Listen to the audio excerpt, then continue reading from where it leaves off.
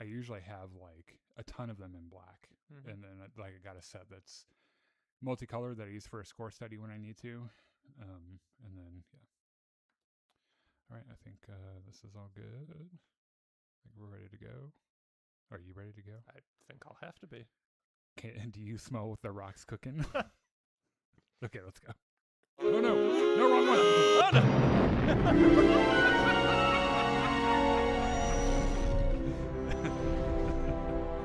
Oh, welcome back to Jedi Enclave. I'm Daniel. This is why we have a producer most weeks. Yeah, wow, I just totally biffed that. The thing is, if you come back, No, you have to leave that in now. yeah, no, I will. That's well.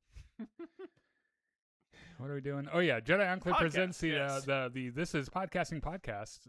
I'm Daniel. I'm Chris. This is your weekly podcast about Star Wars and Star Wars accessories. Thank the maker. So we spent the last several weeks complaining about how there was no Star There Wars was no news. Star Wars. There was at the very least House of the Dragon, which is pretty cool. Yeah. Now the handoff is that I am desperately depressed that show is over. Because it'll be at least a year before you get more. Now, it will be 2 years. It will be at least 2 years. So we were going to take the week off because we have been spending the last 8 weeks of our lives doing in-depth, scene-by-scene reviews and discussions about House of the Dragon. And it was like, it'd be really nice to take a week off.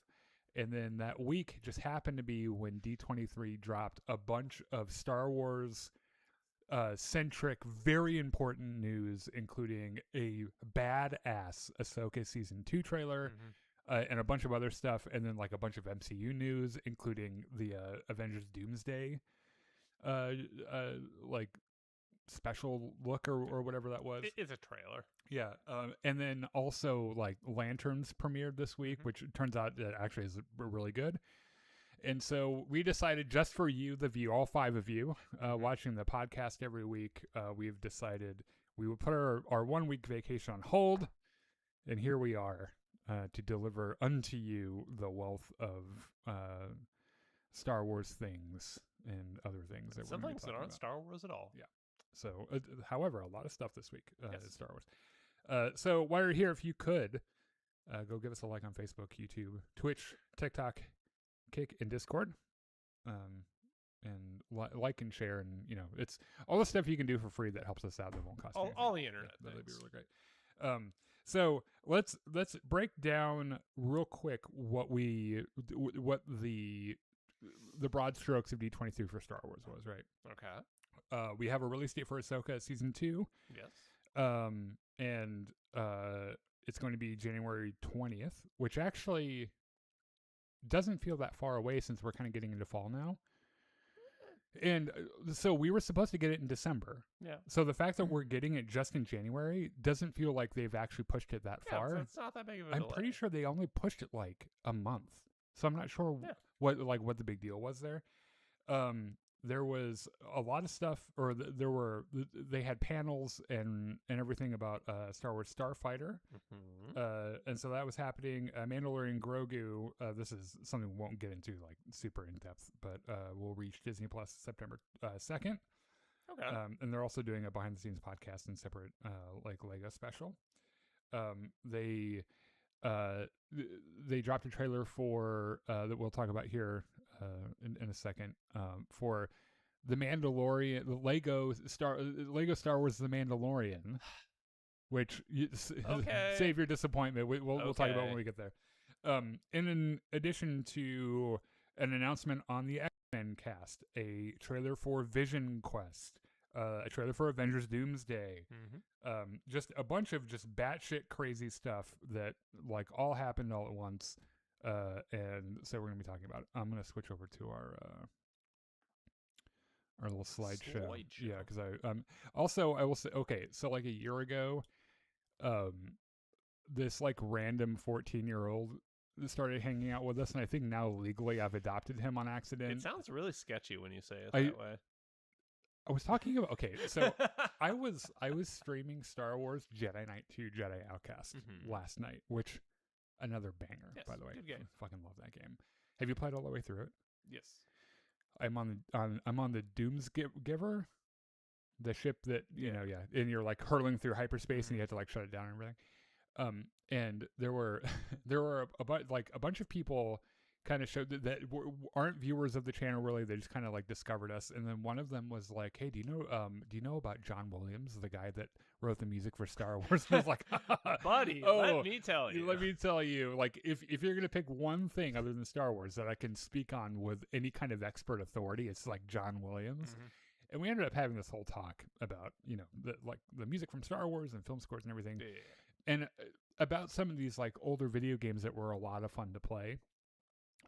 Because the one that I played a lot was Jedi Knight 2 Jedi Academy when I was in high school, like early high school, and how like the online community for that game was like there was a lot of online stuff. There were a lot of like custom made maps and stuff, and how I was a part of this like little RP like role playing group, where we would pretend to be Jedi, and how fun it was. And then I said, in retrospect, looking back, there were some of those guys that shouldn't have been just hanging out with a 14-year-old on their own.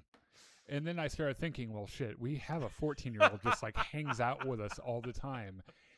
So I made sure like, so no one's allowed to DM him or anything, and no one's allowed to talk to him unless other people are in the voice chat. Because we care about, I don't necessarily mind. We want to make sure people who discover us, which is how I think probably he did, but we try to protect them if they're of an age. But anyway, all that saying, I'm pretty sure I've accidentally adopted this kid. He's with us now. His name is Graham, and Graham, that's where you're supposed to say hello. Hi guys. Okay. There he is. Yeah, good for you. Okay. So he's going to be here to talk a little bit about Star Wars. All this shit. The trailer specifically and stuff. So I've got a bunch of screen grabs from this, and now that I've had the chance to, like, I've watched this trailer like 3 times. I've just incidentally been watching season 1 on the weekends with John, just because we need something on the TV when we don't have anything to do. And I'm pretty sure I've kind of figured out what's going on in this trailer a little bit, kind of what they're doing with the story. I have a lot of thoughts about it.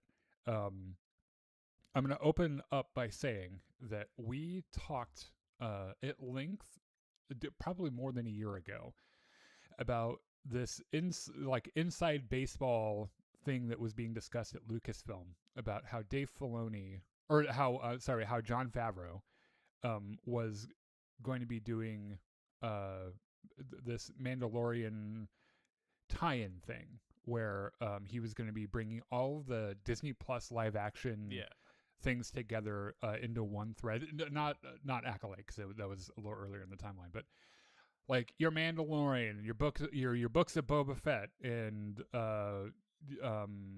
Ahsoka and Skeleton Crew, and that never materialized because Ahsoka season 1 happened, and people kind of liked it, and so they're like, well, if we made 1 and people will pay money for it, we should make 2. Yeah, we should make 2 because that's how Hollywood thinks. And as a result, what probably ended up happening was they were like, well, you're going to convert your idea to also Bob Iger took back Disney in the interim after COVID and everything, and was like, guys, we're kind of done with live action TV shows. I want to do films again. And so they're like, you need to convert this to what ended up becoming The Mandalorian and Grogu, which had nothing to do with pulling all the different threads together and stuff, and which was at best a mid Star Wars movie. Yeah, it was sort of a season of The Mandalorian just compressed into a movie. Into 2 hours, yeah. Right.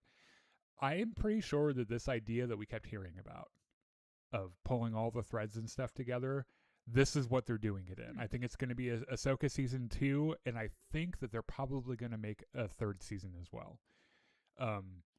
Also, worth saying that this is the last remaining Disney live-action show for Star Wars. Huh. There are no others because Acolyte got canceled. Yeah. Mandalorian is finished, presumably, yeah. And because Jon Favreau said he had a script for season 4, which I think got turned into the movie, yeah. And like we're obviously not going to get any more Book of Boba Fett, and because it bombed, right? And because it was kind of bad, yeah. Right? I mean, it bombed because it was bad. Yeah, there were some parts of it that were cool, but so I'm pretty sure this is where we're going. The other thing too, before we get into it too much, is that it seems like Dave Filoni is looking to do the it's like poetry it rhymes thing with Timothy Zahn's original Thrawn series. Okay. Which we'll talk about here in a second when we get into this. Have you read those? No. Really? Really? We should do a Star Wars book club because people love to have rose-colored glasses about the original expanded universe. Many of them are bad. A lot of them are really bad. Timothy Zahn's trilogy is not one of the ones that are bad. It's really good. Also, Kevin J. Anderson's Call of the Champions series was really, really good too. But it seems like he is kind of doing stuff kind of like that original trilogy, but like replacing some parts piecemeal with it, which I will explain here in a second. So, real quick, what did you think of the trailer? I thought it was good. More Hayden Christensen than I expected to see. Yeah. So we knew that Hayden Christensen was going to come back. Mm-hmm. Because I think they confirmed Ahsoka season 2, and it was before Kathleen Kennedy retired, where she's like on her way out the door, she's like, "Oh, there'll be way more Hayden Christensen," and like slams the door and runs. So we knew Hayden Christensen was going to be in it. There are some notable absences that I've been complaining about a lot that we will also talk about. But let's get into it. It would appear to me that they are picking straight up from where Ahsoka season 1 ends. Which makes sense. Yeah. And the trailer opens with a lot of these shots on Dathomir. So what I'm envisioning has happened is Thrawn has shown up. Mm-hmm. Ezra made it back to the New Republic fleet, warns them about Thrawn. It was like, holy shit, you guys have no idea. Like, it's real bad. We are so fucked. And I think the New Republic fleet goes to Dathomir to try to stop them. And I don't think it goes well for them. I think they fail. I think he whoops their asses. And I love the shot of the U-Wings that are like flying into Dathomir. I think we might have had answered, the big mystery at the end of season 1 is that before Thrawn leaves Peridia, they're loading the Star Destroyer up with a bunch of like luggage. Mm-hmm. I am pretty sure they're bodies. Because there's some shots from this trailer that kind of suggest zombie army kind of. They set this up too. Yeah, there's a little bit of forced necromancy, right? And I think that's why they probably brought it up in season 1, because they take a few of those stormtroopers, they raise them up and everything. I think all of those containers are coffins that have old Night Sisters in them, and I think they're gonna resurrect all of them, and that's gonna be. This is a good place to notice to get into this. In the original Thrawn series, there is a cloned Jedi called Joruus C'baoth, who is, because he was cloned, insane. Okay. Right. The Emperor cloned him and then put him on Wayland to guard his laboratory, right? And he starts thinking, oh, it'd be real nice to get Luke Skywalker under my control and then get his niece and nephew when they're born. And then I will have my own little... Yeah. Right? And Thrawn makes promises to C'baoth about being able to procure Skywalker if you do these things for us, because it turns out C'baoth was really good at forced battle meditation. So he would have, in addition to Thrawn's tactical genius, he would have C'baoth on the Star Destroyer with him, helping coordinate everyone through the Force. Yeah. And so he was unstoppable, right? And of course, what you would expect would happens, where Sayaboth is, because he's extraordinarily proud and arrogant, and is like, I'm going to rule the galaxy. And at one point was like, I'm not taking orders from you anymore. Like, you take orders from me. And Thrawn's like, oh God. It goes into this whole thing with this series is where we meet Mara Jade, who I know the fan base is. I know George Lucas hates her, and I'm not a huge fan of her either. But I know that a lot of people really like her.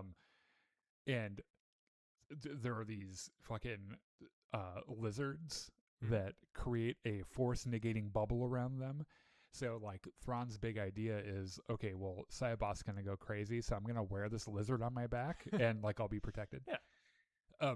So what I think they're doing is they're taking elements of that, where they've taken Jorus Sayaboth, and they've replaced him with the Night Sisters. Okay. So I think the Night Sisters are the force-sensitive entity that he's struck a deal with, like a deal with the devil, to help him invade. And there'll probably be some kind of betrayal there at some point, I assume. And like it's kind of like doing that kind of thing. Yeah. Ariana Greenblatt's back as little bitty Ahsoka, so like little baby Ahsoka. Yeah. I assume that they're gonna get more into this, like flashbacks. So in this particular scene, she and Anakin are both wearing cold weather gear, which is from like an episode of Clone Wars. And obviously, Ahsoka hasn't just morphed into a child. All of a sudden, these are obviously flashbacks. Or a force vision again, maybe. Yeah. So I love this shot. We meet a new guy who I don't think probably lives very long, but we meet a new guy. And does this not look to you? Do you remember the original teaser trailer for The Force Awakens? Yes. When we hadn't even seen Kylo Ren yet. He was just, and it was a scene that they cut entirely. It was a little bit that they cut entirely from it didn't even make it into the movie. But it's him stalking through the snow in the woods. That's what this looked like to me. But he's this guy with a new kind of lightsaber. I'm pretty sure he's a Night Brother. Maybe he's got the eye paint. I don't know. But he doesn't have the horns. I don't know. So this is not a new lightsaber design, by the way. This is from the expanded universe. I did not know this until one of our eagle-eyed Star Wars fans on social media pointed it out. It was like, actually, it's from this comic book. And sure enough, fucking, what do you call this weapon? Saber staff? I don't know. But it's got a bit in the middle. Yeah. That's why it's a staff. I guess it is technically still a staff. Nunchucks? Staff blade. I don't know. Do you think you can like twirl that around? Also, chucks. Do you imagine that Darth Maul looks at this and gets really jealous? Because you know that one bit in episode 1 where Obi-Wan gets really pissed and he cuts his lightsaber in half? Like, that would not have happened to this guy. That's true. But this is a guy that... I mean, I question the utility of the little tiny saber segment in between the two hands, but You know what? We all question the utility of a crossguard on Kylo's too, and then they lampshaded that in The Last Jedi by having him use it, which I thought was actually really clever. So I guess Anakin and Ahsoka at some point in Ahsoka's life fought this guy before. Okay, sure. Yeah, which is the only thing that makes sense to me. Okay.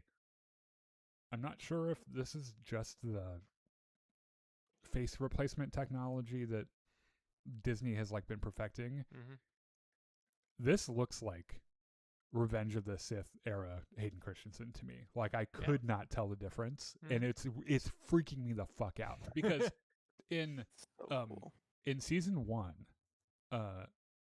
season 1 looked a little rough. Yeah, it was great to see Hayden Christensen again.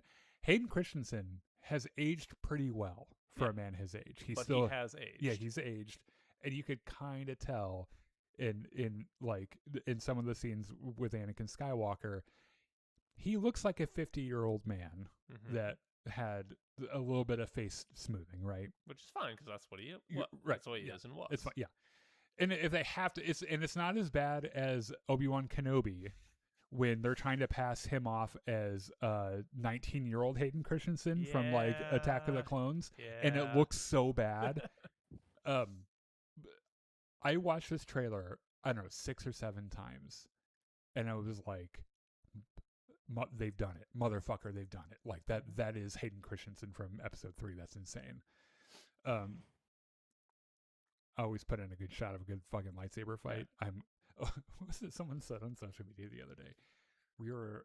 I posted something about Star Wars Starfighter, and then someone was like, yeah, someone mentioned something about there being lightsaber duels in this, and it immediately turned me off, and it was like, it's the part that turned me on. That's what I really like about Star Wars is lightsaber fights.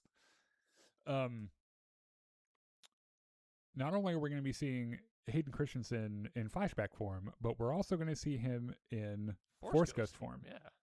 Which, and not as a cameo at the end of the season when Ahsoka looks off wistfully into the horizon and he gives her the nod of approval, you know. Yeah, he's following her around. And the recurring thing here is him telling her that it's time for her to be a Jedi, right?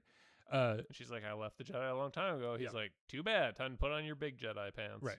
I will submit that I don't think that Ahsoka ever stopped being a Jedi. I think that the Jedi stopped being Jedi, and that's what caused the whole problem, right? And for those of you who don't know, in Clone Wars, Ahsoka was accused of murder. She was framed, framed and accused of murder, and like it got so out of hand, and the Jedi didn't know what end was up because they were so up their own asses, and at the end, she felt so burnt out and betrayed by it that she was like, well, fuck you. Because at the end, they're like she's able to prove her innocence right at the last minute, and the Jedi are like, oh, okay, cool. Well, you're cool then. And she's like, no, fuck you guys. No, I'm leaving. You didn't have my back? Come on. This is one of the things that put a big wedge between Anakin and the Jedi Council. It's one of the reasons why in Episode 3, when they put him on the Council and don't make him a master, he's already kind of cooking anyway. He's already kind of pissed off. This is outrageous. Yeah, this is one of the reasons. Is because he's kind of burned by this Ahsoka thing as well, because he cares about her quite a lot. So, I went on that whole tangent. I cannot remember why, but we're going to see Hayden Christensen in Force Ghost form. Thrawn. I think I'm rooting for Thrawn in this show. He is such an unmitigated badass. It's the one thing I always look forward to when I'm watching Ahsoka season 1 is when he finally escapes, because I wanted it so bad for him. Like, you can tell how badly he wants to get out of that place. Yeah. And I'm just like, his mic drop fucking, because he knows that they're chasing him in the ship. He knows they're never going to catch up to him. He knows that he's on his way out. And his like last long live the Empire bitch mic drop. It's so, and the music is really good and everything. It's got that Thrawn like organ theme from Rebels. It's also probably good to point out that Thrawn was never, and this might be a departure from the original Timothy Zahn books as well, in the new canon. Thrawn was never an Imperial loyalist. He was exiled from the Chiss Ascendancy because he wanted to groom the Empire as allies for a war against another foe in the unknown regions, right? And that's, maybe that's still, he might just be like, maybe he's just going for universal domination now. I don't know. Who knows? But that was his thing, was that he, the Chiss Ascendancy was his first loyalty. And so it'd be interesting to know if they kind of like throw that in there. Also, that is Lars Mikkelsen, right? No, Mads Mikkelsen is the guy that plays Galen, what's his name in Rogue One? Yeah. Yes. You know those guys are brothers, right? Yes. Lars Mikkelsen, just with a little bit of blue paint, I love it. Like, inject it straight into my veins. I love this shot of the original Rebels crew, which, well, actually, this is Senator Asshat from Ahsoka season 1. He was the guy in the council where they're like, "Oh, Thrawn's gonna return. We have to go figure it out." And he's like, "No, that would be no." He's also the dad of the main character of Star Wars Resistance. Huh. Okay. Which is a lesser known animated Star Wars show. He calls up the whole universe. He like dials the whole universe. Bitches, the Empire's back. Yeah, the Empire is back, and I'm in charge of it. He dead names the Rebel Alliance because they're not the Rebel Alliance anymore. They're the New Republic, and he calls them rebels. But this is such a ballsy move where he's like, there is no, "Oh, I'm going to work from the shadows" thing. He calls everyone like in a Skype call and is like, "I'm in charge now. Thank you." I would have loved, by the way. So we know from, what is it, like Mandalorian season 3, I think. I think it was season 3. Yeah. We learned about the Shadow Council. Mm-hmm. At the beginning of The Mandalorian Grogu, that guy that he's hunting in the cold open or whatever is one of the guys on that council. It would have been nice to have a little bit of connective tissue between that and Thrawn's return, like they did in season 3 of The Mandalorian, because his right-hand guy in that show is pretty much like, because like Moff Gideon's trying to get his little piece of the galaxy and shit, and he needs he's trying to clone people or whatever the fuck, and Thrawn's right-hand man is like, "Guys, Thrawn is coming back. And when he gets here, that's who we are all going to serve. So, like, you just need to sit tight." Yeah. It would have been nice to have a little bit of that in Mandalorian. I'm not mad about it, though. It's okay. Neither should you be. Thrawn just fucking, like a boss, on the throne of or the command chair, I suppose, of his Star Destroyer called the Chimera, was like, I think, a drink. You know what's really going to be missing from this that's in the Timothy Zahn series is his Nogari bodyguard, Rook. Oh, yeah. Who can't be in this because he dies in Rebels. They bring him back in Rebels, but then they electrocute him to death. This is, speaking of the Chimera, this is, let me just say that one Imperial Star Destroyer in the hands of Grand Admiral Thrawn is a terrifying prospect. Yeah. So that's all he needs at the beginning. Also, I'm pretty sure he's raiding the shipyards at Corellia as well at the beginning. Would make sense, yeah. So I think he's like they make a pit stop at Dathomir. They resurrect all their people. Yeah. They go to Corellia and raid the shipyards, and now Thrawn has more than just one Star Destroyer. This is this is them seeing the Star Destroyers on radar and being like, "Oh shit! Oh fuck! Oh god!"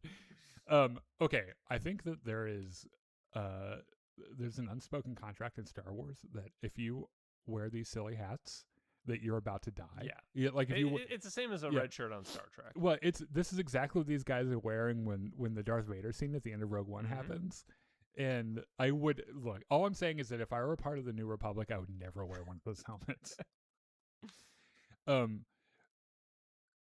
What's happening here is during the battle, which I think is happening over Corellia, Thrawn has retrofitted the TIE bombers to drop little capsules that dig into the hull, and these like fucking Night Brother guys or Night Sister guys like run out with their bows and arrows and shit. And she takes down like one or two of them, and she gets shot and then explodes into the green like fart gas, that. Remember how Marok died? Yes. And this is a shot of Dathomir, I believe, when he arrives. Some more Dathomir. You can't see it because it's really small, but on the left is Enoch, who is Thrawn's like head general guy, the guy with the bronze faceplate. Yeah. And then they've got all the stormtroopers with the red ribbons and shit tied around them, and then they've got a bunch of the witches as well with them. Here's a shot of Ahsoka. Obviously, Ahsoka and Sabine are still on Peridia, in a different galaxy. It's like, shit, we gotta get back. Right. And I'm not sure how they get them back, by the way, because space whales. It would have to be, right? Yeah. This is a shot of a trio of B-Wings attacking Thrawn's ship. I think that cannot imagine that goes well for them. I think like I think the New Republic's gonna get there, and then they're gonna be like, hit him with all we got. And it's gonna be this really cool like B-wings are like coming in and shit, and they're hitting him with everything they have, and nothing much happens. Right, and or Thrawn has a thing that he's worked on already, Yeah. and then it's one command, and then the battle is won. I picked this shot because it was the New Republic fleet in it. The question here is whether or not. So we know that Mon Mothma demilitarizes the Navy, or not the Navy, the New Republic. And I wonder at what point in that process this has happened, because they obviously still have a standing Navy. Yeah. So I don't know if I don't know. There's this whole thing happening on Peridia, which we're gonna have to do like a season recap of Ahsoka, because there's a lot there. But pretty much, Ahsoka and Sabine are stuck there. So are Balin Skull and Shin Hati. And Balin is looking probably for the Mortis gods from Clone Wars. Balin has his own agenda. Shin got dumped. Yeah. He's just like they get there and he's like, I don't want to be friends anymore. I'm gonna go do my own thing. I got what I wanted. Yeah. You go have fun. Yeah. And I believe that Ahsoka and Sabine are going to get wrapped up into this thing that Balin Skull is doing as well. They open this door with the Force. It's pretty cool. Some more Anakin Skywalker. I tried. It was a lot of effort not to put in every frame of Anakin in here because it was so much fun. We get kind of our first official look of Rory McCann as Balin Skull, and it looks pretty badass. Like, he looks really good. I can't imagine he's not going to play him like Ray Stevenson did. Nobody could. Yeah. However, I'm pretty optimistic about it. I think he's going to do a great job. I think he'll be fun. Yeah. This is Ahsoka and Sabine doing their like Indiana Jones routine. They found something hidden under the dirt, you know. Then you put the hat on the pedestal and the little gold. Yeah. You got to get the bag of sand, and you get This is a shot of that space that they're in, and it's illuminated by a bunch of mirrors, and it looks really badass. A shot of Chopper, probably the galaxy's largest war criminal with the highest body count. Good for him, honestly. A reunion between Zeb and Ezra, which, if you're fans of Rebels, which I absolutely am, is actually kind of cool to see. Yeah. This is Ezra in an A-wing, which he did in Rebels. He liked to fly A-wings around, So I think this, by the way, this is Thrawn has arrived, and they're going out to meet him, right? I think this is the snow world again. That was right. Oh no, that's Anakin. Yeah, that's Anakin Skywalker. Who, this guy that they're fighting, they don't kill immediately. I would kind of imagine Anakin to be like, no, fuck you, and like kill him. Apparently they have a little bit of trouble with him. This is after Ezra's arrival on Dathomir. They're sneaking around. I also think this doesn't go well either. This is really hard to see from our perspective, but this is Ahsoka and Sabine with their wolves that they have. Okay, sure. This is Ezra having a little sword fight with Enoch, the guy with the bronze face. Okay. And he's got like this really badass green sword. Shin Hati's, I think, trying to find her purpose now that Balin's dumped her, and she, like, her only friends are that Raider clan. That she's like, I'm the boss of you now, and they're like, okay. Hugh Yang doing the fucking General Grievous. Yeah. I would not fuck with this droid. Because this is Shin Hati, I think, who's approached the ship. I think it's her and those Raider guys. I would love to watch him just whoop ass like this. That'd be so much fun. He's had how many centuries of 25,000 years. 25,000 years. 25,000 years of training Jedi to use lightsabers. Yeah. This is more Ezra. More Anakin. The Chimera with the big space ring. Okay. The big cock ring for the Star Destroyer. I put this in here because I'm an enormous fan of the Jedi Fallen Order and Jedi Survivor games. And this is design language straight from that game. Yes. And they must be folding in the Zepho with this as well, because we know that when you're playing the game and you're doing some of the archaeological things, you find a bunch of like characters and writing in that old language that appears in Ahsoka season 1. So like it is connected somehow. We just don't know how yet. And this is like, this literally looks like the little meditation pad you sit on to like upgrade your powers and shit. Yeah. Something has kicked my allergies up and I have no idea what it is. I'm pretty sure it's Graham. Hey. Some more lightsabers, I think. More lightsabers, yeah.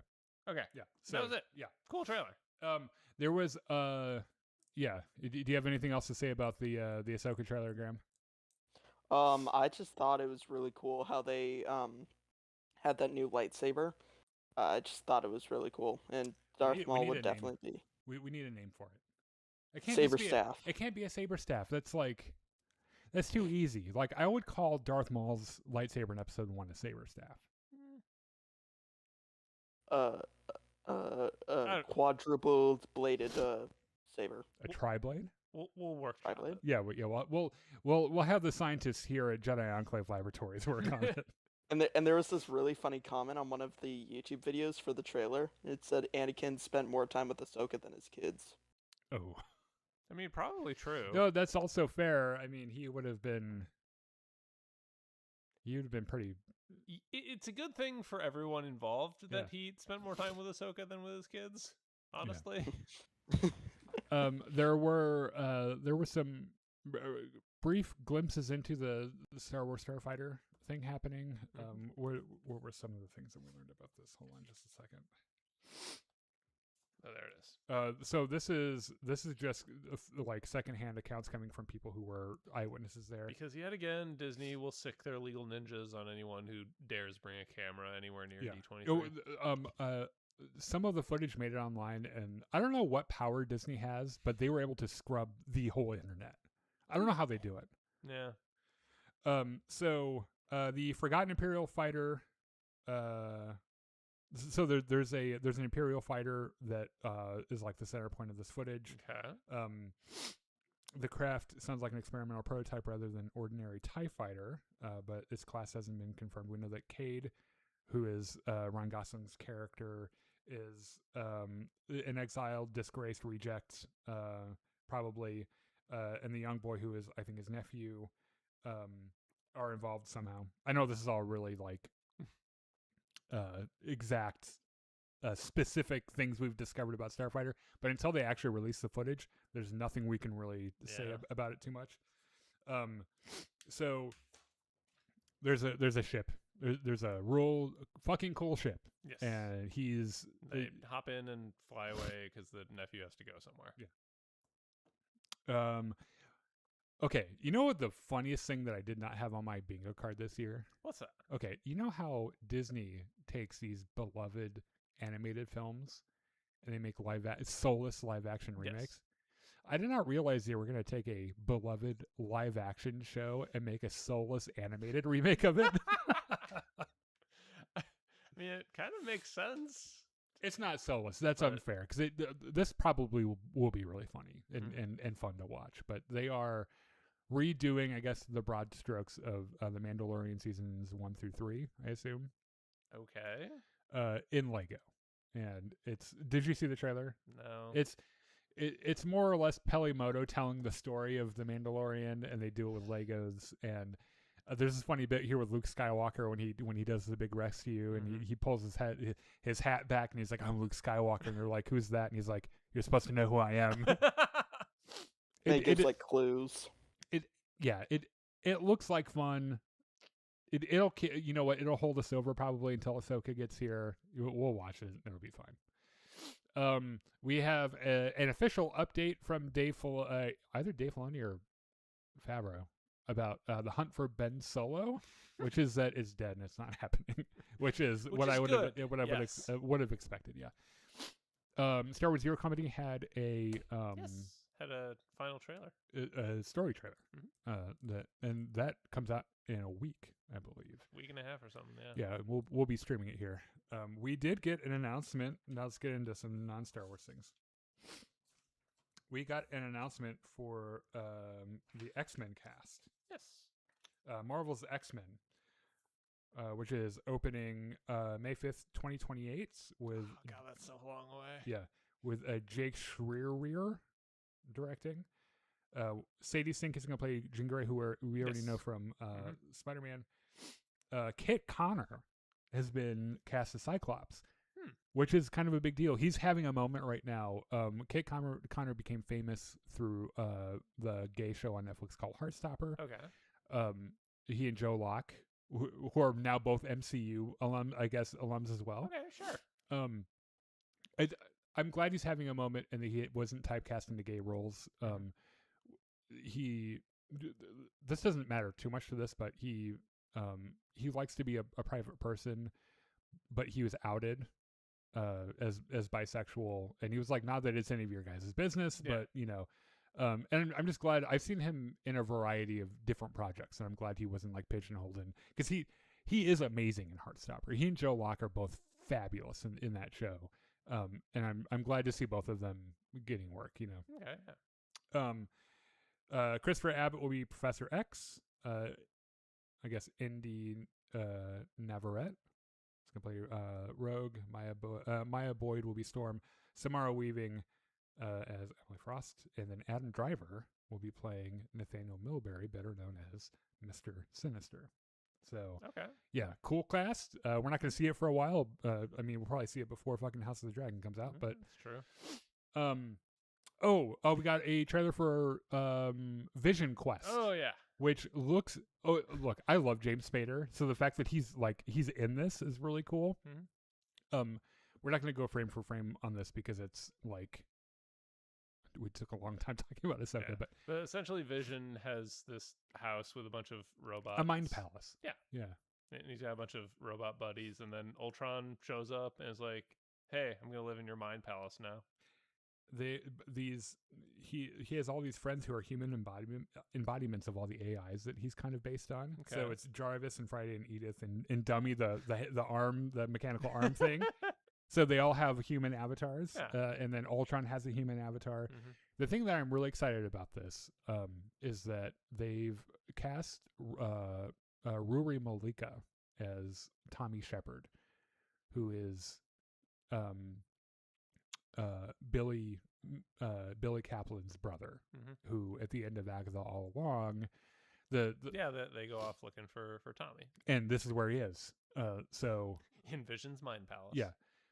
So I'm really excited about that because that was the most compelling part of Agatha All Along for me, and I really, my soul needs for Joe Locke's Billy Kaplan and his brother to reunite because it was a cool part of that story. So also I'm pretty sure both of them will be in Secret Wars maybe as well. I have no idea how this connects. Yeah, I don't know. Possibly. Oh man, the Doomsday trailer was really neat. Look, this thing could be a mess. I have no idea.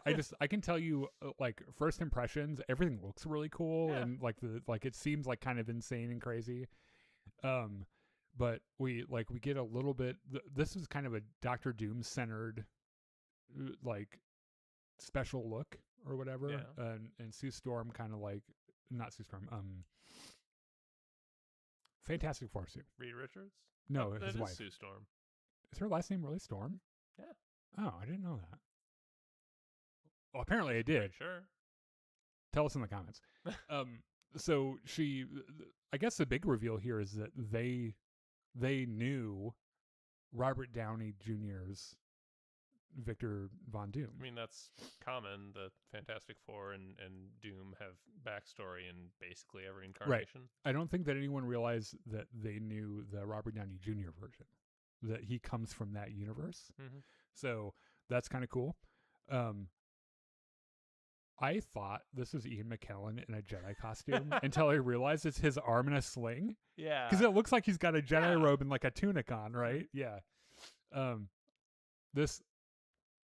was a early 2000s X-Men fan on a very very casual level. Sure. Right. That's fair. But seeing Ian McKellen and Patrick Stewart and shit, there's something really nostalgic about it that I really love. They're really good actors, and they gave a great deal of gravitas to what would otherwise be these a dumb comic book movie. Yeah. Ridiculous characters in a dumb comic book movie. Yeah, 2 world-class Shakespearean level actors. Yeah, you're right. I hope they finally get together. Who are also real good friends, and they're able to parlay that chemistry into on screen where they're these old friends. Yeah, I hope this is the project, by the way, where we finally see Siri McKellen and Patrick Stewart's versions. Full on tongue kiss. Yes, I want it. I didn't know I wanted it, but I want it. Channing Tatum's Gambit. Yeah, Gambit's in it. We get more looks at Steve Rogers. There's this like recurring theme about Doom telling them that they all live stolen lives, and I think that is to mean that like Steve Rogers and Peggy was never meant to happen, and if it weren't for his time travel shenanigans in Endgame, it wouldn't have happened, right?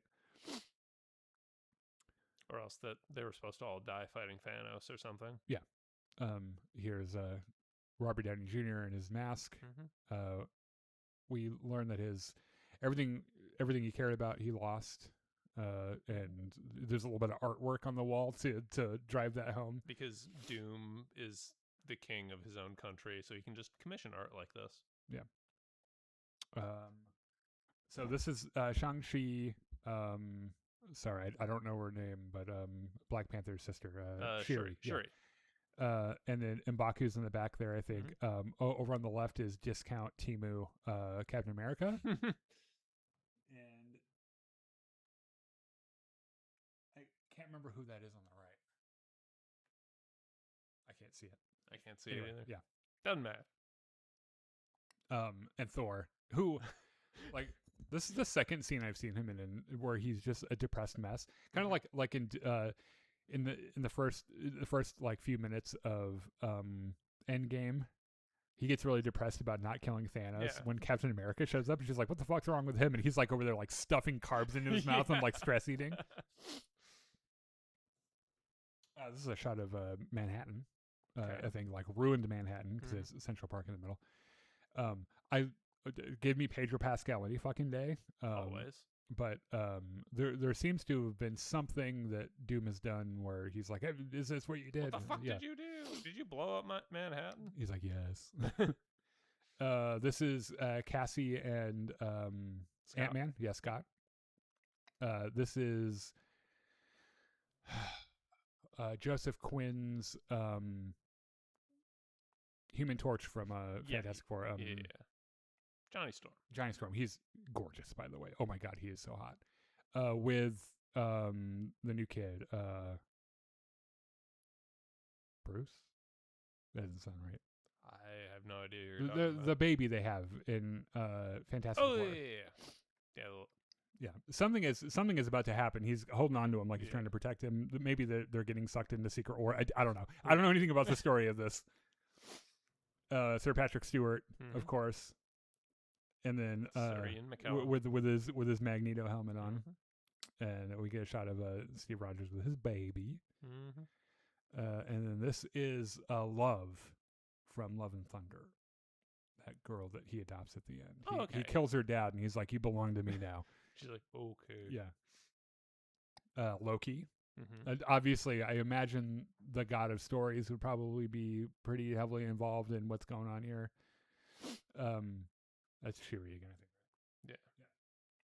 Yeah. Namor was the guy on the other side. Yeah. James Marsden, Cyclops, is back. This probably is for the last time if they've got a new actor for Cyclops. Right, yeah. This is the bridge of a ship. I'm not really sure what it is, but this is more Pedro Pascal yelling at someone. Which, by the way, I love anything he does. And then Thor going after Doom, which does not go very well. This is a more expanded look at the one that we got before, where he says something to the effect of, "I'm gonna fucking kill you." Yeah, but it's you'll beg for hell far before I grant it, and then he goes for the head, like he learned character growth. But it doesn't matter because Doom just holds up a finger and is like, "No." Yeah. And then he gets his ass whooped. Yeah. And then he raises up a bunch of fucking Sentinels from X-Men, and he's like, have fun with these. Yeah. And then, So we'll be getting this this year in December. Of course, we'll be watching it and giving you our review and recap and everything. All right, let's take what do we got? Like 10 minutes to talk about Lanterns? Sure. What did you think? Spoiler free first, and then we'll get into spoilers. I think they're doing. I don't know if this is planned to continue throughout the entire season, but they're doing something cool with like 3 separate areas of the timeline. So like they open in like 1996, and then they go to 2016, and then at the very end of this first episode, they have a shot in 2026. Yeah, so it's like 10 year. Yeah. So you have these 20 and then 10. But you have these 3 storylines sort of progressing in parallel, and that's always a fun storytelling technique, because like the things you learn in one timeline inform the way you perceive things in the others. Yeah. Okay, we're getting into spoilers. There is some DNA in this show that is directly connected to Damon Lindelof's Watchmen, True Detective. Yeah. What was the other one I was thinking of? The Penguin, a little bit. How like in that Penguin was an HBO show that I don't think anyone realized was actually going to be really good. Yeah. And Damon Lindelof wrote this, so it leaves you in the first episode, like most of the first episodes of the shows he writes, with a what the fuck? Yeah. Right. Which is that spoilers. Hal Jordan is dead. Yes. In 2026, Hal Jordan is dead. And there's this great mystery they set up about how he's just kind of like, a drunken ruffian, like, who somehow became a space cop. Right. And he gets a cryptic message from a hologram of himself one day. And just fucking zooms off to rural Nebraska. Which, by the way, I love that. Like, he goes to Nebraska, and then his trainee, John Stewart. Yeah, John Stewart has to get a plane and rent a car to follow. Yeah, him. he like has to fly coach. Yeah. It's really funny. But he has this alert set up for if aliens ever come to this spot in Nebraska, and it's really fucking weird. And he dies in the same place where he is sitting 20 years earlier. He's discovered there. Yeah. I assume he died there. I don't know. It's I don't know. He has a bullet hole in his head, and it makes me did it look like a bullet hole to you? Because I saw people saying it was a bullet hole. It looked like he just might have got hit in the head, but it probably is. Yeah. The big reveal also being is his ring is missing. Yes. He doesn't have his ring.